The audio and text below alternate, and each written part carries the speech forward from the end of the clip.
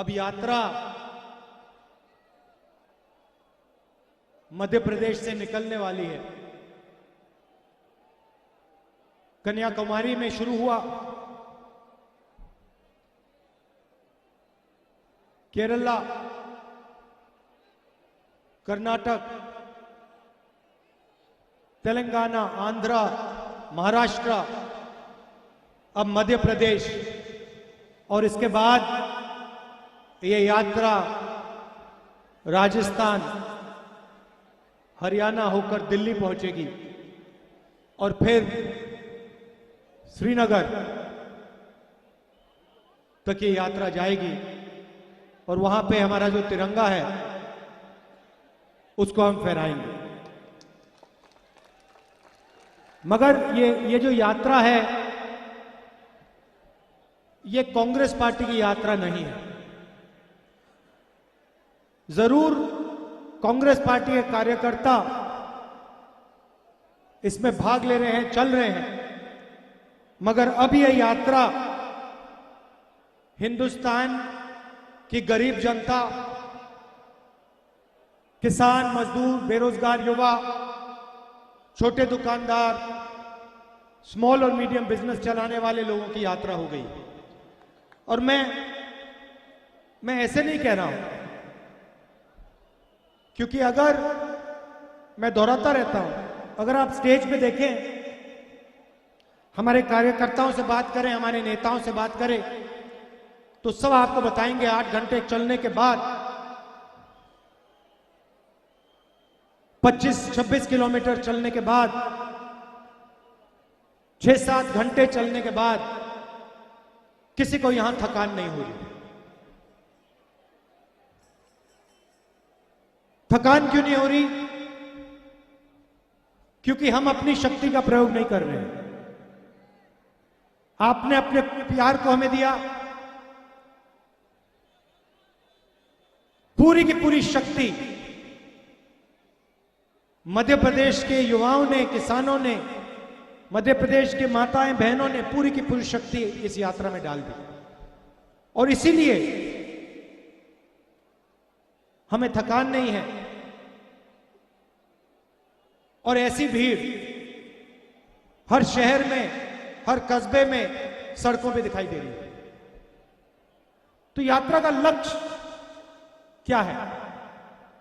हमने यात्रा शुरू क्यों की? बीजेपी के लोगों ने कहा, क्या टूटा है?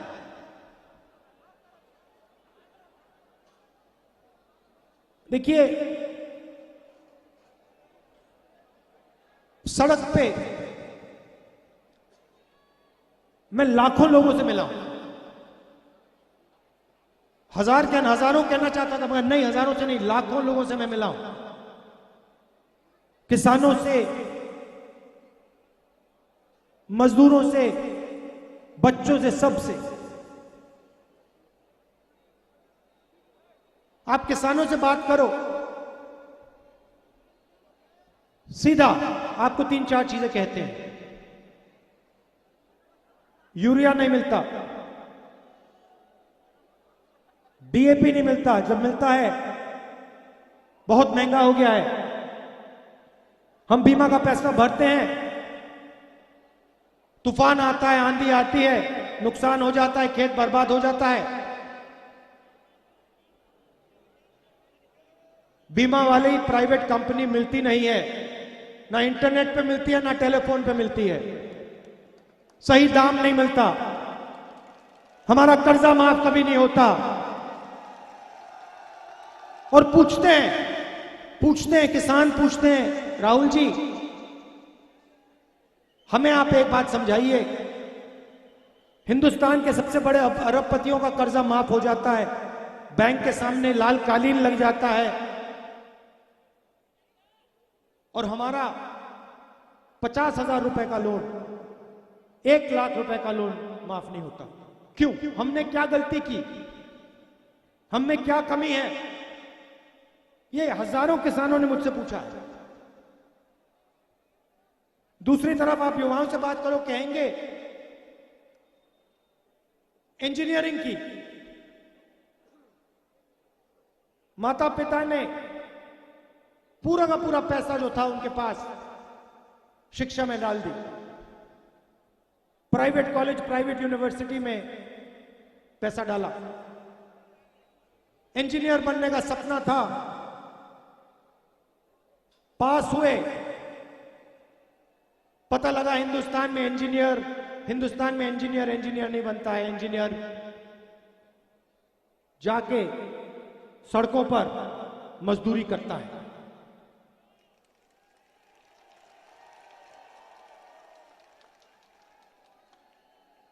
छोटे दुकानदारों से पूछो, कहते हैं राहुल जी, नोटबंदी ने, जीएसटी ने हमारे बिजनेस को, धंधे को खत्म कर दिया है। 2 दिन पहले छोटे व्यापारी आए, कहते हैं राहुल जी, रास्ता साफ किया जा रहा है, रास्ता साफ किया जा रहा है। मैंने पूछा किसके लिए, कौन सा रास्ता साफ किया जा रहा है? कहते हैं हिंदुस्तान के सबसे बड़े अरबपतियों के लिए रास्ता साफ किया जा रहा है, हमें उठा के परे किया जा रहा है।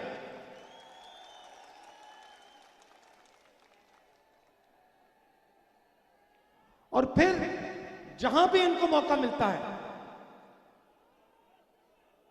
एक भाई को दूसरे भाई से लड़ाते हैं, एक जात को दूसरे जात से लड़ाते हैं, एक धर्म को दूसरे धर्म से लड़ाते हैं, स्टेट को लड़ा देते हैं। मैं आपसे पूछना चाहता हूं, परिवार में लड़ाई होती है, भाई भाई के बीच में लड़ाई होती है, तो परिवार का फायदा होता है या नुकसान? तो अगर परिवार का नुकसान होता है, जब भाई भाई की लड़ाई होती है, तो फिर देश में जब भाई भाई की लड़ाई होती है, तो फिर देश का क्या होगा, फायदा या नुकसान? एक तरफ कहते हैं हम नेशनलिस्ट हैं, हम देशभक्त हैं, और दूसरी तरफ नफरत फैलाते हैं, भाई से भाई की लड़ाई कराते हैं। और जो हमारी देश की रीढ़ की हड्डी है, जो रोजगार देती है, किसान, छोटे व्यापारी, स्मॉल मीडियम बिजनेस चलाने वाले, उनको खत्म कर देते हैं, रीढ़ की हड्डी को तोड़ देते हैं। मध्य प्रदेश में युवाओं को रोजगार नहीं मिल सकता। कुछ भी कर लो, कुछ भी कर लो आप, मध्य प्रदेश के युवाओं को, बाकी हिंदुस्तान के युवाओं को रोजगार नहीं मिल सकता। क्यों? क्योंकि सारे के सारे रास्ते बंद कर दिए। देखिए, ये जो इनके 2-3 उद्योगपति मित्र हैं, आपने नाम नहीं कहा, ये इनके जो 2-3 लोग हैं, मित्र हैं, ये हिंदुस्तान को रोजगार नहीं दे सकते हैं, इनकी बस की नहीं है। हिंदुस्तान को रोजगार छोटे दुकानदार, किसान, स्मॉल और मीडियम बिजनेस चलाने वाले लोग लाखों बिजनेसेस देते हैं। इन सबको खत्म कर दिया, बंद कर दिया, सबसे बड़ा रास्ता बंद कर दिया। दूसरा रास्ता public sector, railways, BHEL, HAL, ये रास्ता था। सारी की सारी पब्लिक सेक्टर की कंपनियों को ये बेच रहे हैं, उन्हीं 2-3 लोगों के हवाले कर रहे हैं, तो वो भी रास्ता बंद। तीसरा रास्ता सरकार में नौकरी, रोजगार, स्कूलों में, सरकारी अस्पतालों में, वो भी प्राइवेटाइज किया जा रहा है। आज एक बच्ची आई मेरे पास, मेरे साथ चली, कहती है राहुल जी, मेरे स्कूल में तो टीचर ही नहीं है। मैं स्कूल जाती हूं, पढ़ने जाती हूं, टीचर ही नहीं है। सामने ब्लैक बोर्ड के सामने बैठ जाते हैं और घर चले आते हैं। यह है मध्य प्रदेश की शिक्षा।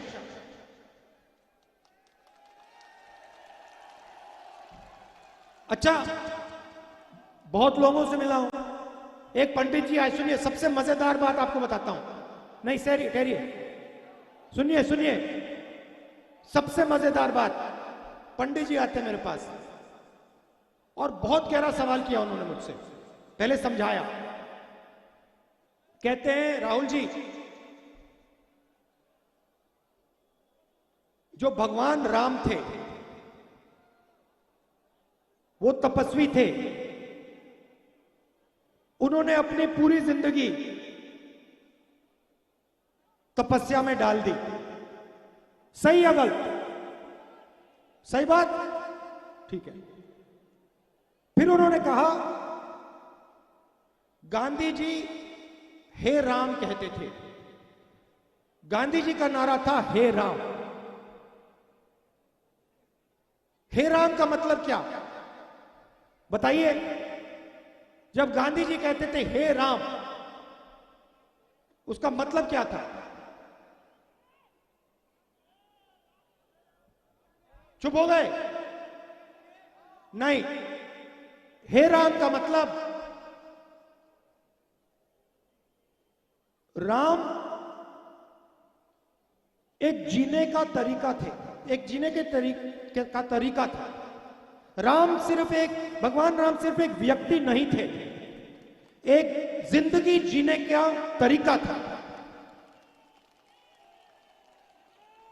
प्यार, भाईचारा, इज्जत, तपस्या, उन्होंने पूरी दुनिया को दिखाया, जीने का तरीका दिखाया। और गांधी जी जब हे राम कहते थे, उनका मतलब था जो भगवान राम है वो भावना हमारे दिल में है और उसी भावना को लेकर हमें जिंदगी जीनी है। ये है हे राम। दूसरा नारा फिर उन्होंने कहा, देखिए एक नारा हे राम,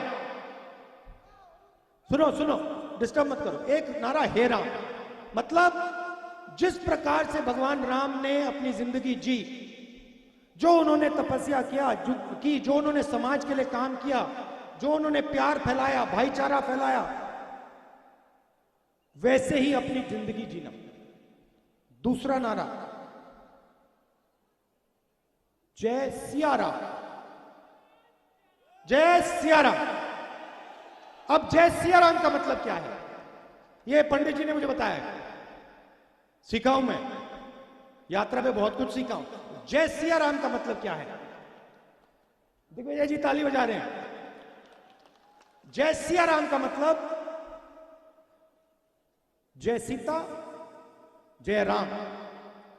मतलब क्या कि सीता और राम एक ही हैं, सीता और राम एक ही हैं। इसलिए नारा है जय सिया राम या जय सीताराम। सही? मतलब जो राम के जीने का तरीका था, जो उन्होंने सीता के लिए किया, भगवान राम ने सीता के लिए क्या किया आप जानते ही नहीं हो क्या? क्या किया? जाके सीता की इज्जत के लिए, सीता के लिए लड़े। सही? तो जब हम जय सिया राम कहते हैं, हम सीता की याद करते हैं और समाज में जो सीता की जगह होनी चाहिए उसकी आदर करते हैं। सही? जय सिया राम या जय सीताराम। तीसरा नारा जय श्री राम, उसमें हम राम भगवान की जय करते हैं। पंडित जी ने मुझसे कहा कि आप अपनी स्पीच में पूछिए कि बीजेपी के लोग जय श्री राम करते हैं मगर कभी जय श्री राम और हे राम क्यों नहीं करते?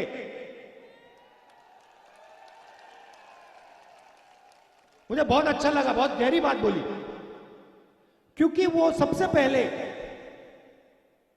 आरएसएस के लोग, बीजेपी के लोग, क्योंकि वो सबसे पहले जिस भावना से राम ने अपनी जिंदगी जी, उस भावना से अपनी जिंदगी नहीं जीते हैं। क्योंकि राम ने किसी के साथ अन्याय नहीं किया। राम ने समाज को जोड़ने का काम किया। राम ने सबको इज्जत दी। भगवान राम ने किसानों को, मजदूरों को, व्यापारियों को, सबकी मदद की। सही, ठीक है। तो जो उनकी भावना थी, जो उनका जीने का तरीका है, उसको आरएसएस के लोग और बीजेपी के लोग नहीं अपनाते। और तीसरा नारा, शायद सबसे जरूरी नारा, वो सिया राम जय श्री राम तो कर ही नहीं सकते, क्योंकि उनके संगठन में एक महिला नहीं है। तो वो जय सिया राम का संगठन ही नहीं है, क्योंकि उनके संगठन में महिला तो आ ही नहीं सकती, सीता तो आ ही नहीं सकती। सीता को तो बाहर कर दिया। अब ये बहुत गहरी बात मध्य प्रदेश के एक पंडित जी ने सड़क पे मुझे कही है। कैसी लगी आपको? बढ़िया लगी? तो हमारे जो आरएसएस के मित्र हैं, मैं उनसे कहना चाहता हूं, जय श्री राम जरूर, जय सिया राम और हे राम, तीनों का प्रयोग कीजिए और सीता जी का अपमान मत कीजिए।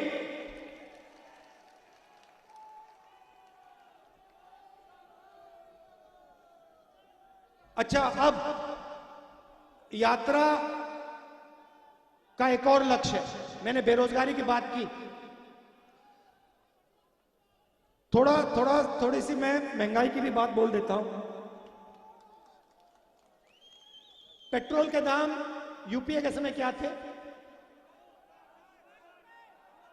60 रुपए। आज क्या है? 107। गैस के सिलेंडर कितने का आता था? 400। आजकल देखो भैया, अपना एक हाथ ये, मतलब 3 हाथों की जरूरत है। तो ये जो पैसा आपकी जेब में से निकल रहा है, जा कहां रहा है? पैसा गायब तो नहीं होता। आपको जब पैसा मिलता है, आप अगर उस पैसे को ऐसे रख के गिराते तो गायब तो नहीं होता ना, आपके जेब में से कहीं और जाता है ना। आप किसी दुकानदार को देते हो तो पैसा घूमता है।